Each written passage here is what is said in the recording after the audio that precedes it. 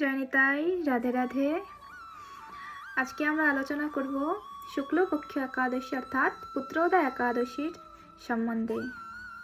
শ্রীণু রাজন প্রবক্ষামি শুক্ল পৌষস্য যা ভাবিত তস্যা বিধিং মহারাজ লোকনখ হিতায় वै पूर्वेण विधिन राजन कर्तव्यस्या प्रचुतनता पुत्र देति च नन्नाशो सर्व पाप हरापरा नारायणः विदेवहुष्य कामदः सिद्धिदायकः श्रीनु राजन प्रवक्षामि कथं पापहरं परं ऊढभद्रवती नमनी राजा तत्र सुकेतुमान् तस्य राज्ञो हतो राज्ञी च शैप्या नाम्नीति विश्रुता पुत्रहीनेन राज्ञा च कालो नीतो मनोरथै नैवत्मजं नैपलेभे वंशकर्तारमेव च तेनैव राज्ञा धर्मेण चिन्तितं बहुकालतं।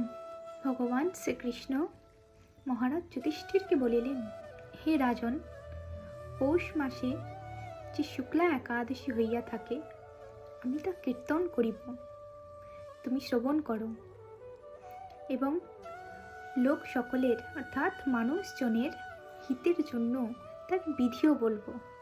হে রাজন, ইহার অধিষ্ঠাতা নারায়ণ এবং সিদ্ধি ও কামদাতাও নারায়ণ। পাপ হারিণী উত্তম কথা বলিব, শ্রবণ করো। ভদ্রাবতী নামে এক পুরী আছে, সেখানে সুকেতুমান রাজা বাস করতেন। সেই রাজার শৈব্যা নামে এক রানী ছিল।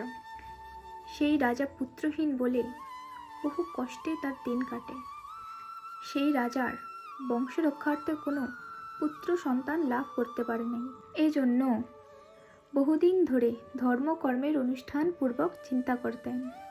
এইভাবে কিছুদিন অতীত হলে মনের দুঃখে একদা তিনি অরণ্যে গমন করেন। তথায় ভ্রমণ করিতে করিতে সরোবরের তটে কিছু মুনিগণকে দেখেন তপস্যা করতে। রাজা অশ্ব হাতে অবতীর্ণ হয়ে মুনিগণকে পৃথক পৃথকভাবে বন্দনা করলেন। বন্দনাতে প্রসন্ন হইয়া মুনিগণ রাজাকে বলিলেন, নিজের মনাকাঙ্ক্ষিত বর প্রার্থনা করতে নিবেদন করলেন। তদুত্তরে রাজা বললেন, আমার কোনো পুত্র সন্তান নাই। আমি সেই দুঃখে এই বনে আগমন করেছি। আমার বংশধর কে রক্ষা করবে? যদি বরদান দেওয়ার হয় অতএব আমার একটি পুত্র সন্তান লাভ করি, এরকম কিছু বর প্রদান করুন।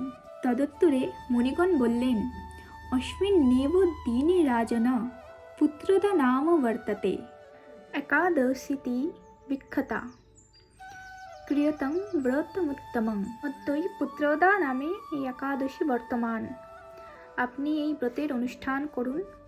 আমার আশীর্বাদে এবং কেশবের আশীর্বাদে আপনার অবশ্যই পুত্র সন্তান লাভ হইবে। মুনিগণের বাক্যানুসারে রাজা ব্রত পালন করিয়া একটি তেজস্বী এবং পুণ্যাত্মা পুত্র লাভ করলেন। সেই অবধি এই কারণে এই একাদশীর নাম পুত্রোদয় একাদশী নামে জগতে বিখ্যাত হইয়াছে।